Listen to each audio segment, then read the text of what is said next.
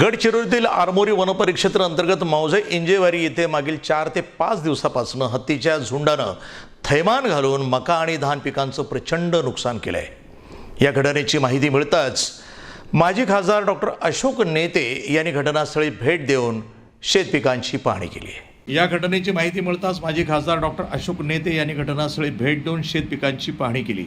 शेतकऱ्यांनी दिलेल्या माहितीनुसार हत्तींचा कळप सुमारे 32 असून ते दिवसा जंगलात राहतात आणि संध्याकाळी 7 वाजल्यानंतर शेतामध्ये धुडगूस घालतात। परिणामी मका धान पिकांचं मोठ्या प्रमाणावर नुकसान होत आहे। या संदर्भात माजी खासदार डॉक्टर अशोक नेते यांनी वनसंरक्षक अधिकारी रमेश कुमार यांच्याशी फोनद्वारे संपर्क साधून तात्काळ पंचनामे करून शेतकऱ्यांना नुकसान भरपाई देण्याच्या सूचना केल्या। या हत्तींचा शिरकाव रोखण्यासाठी फुलात टीम देखील तैनात करण्यात आली आहे। हत्तींचा गावात प्रवेश रोखण्यासाठी पश्चिम बंगालमधून विशेष फुलात टीम तैनात करण्यात आली असून रात्रभर मशाली पेटवून आणि भाले घेऊन या पथकाचे गस्त घालण्याचे काम सुरू आहे।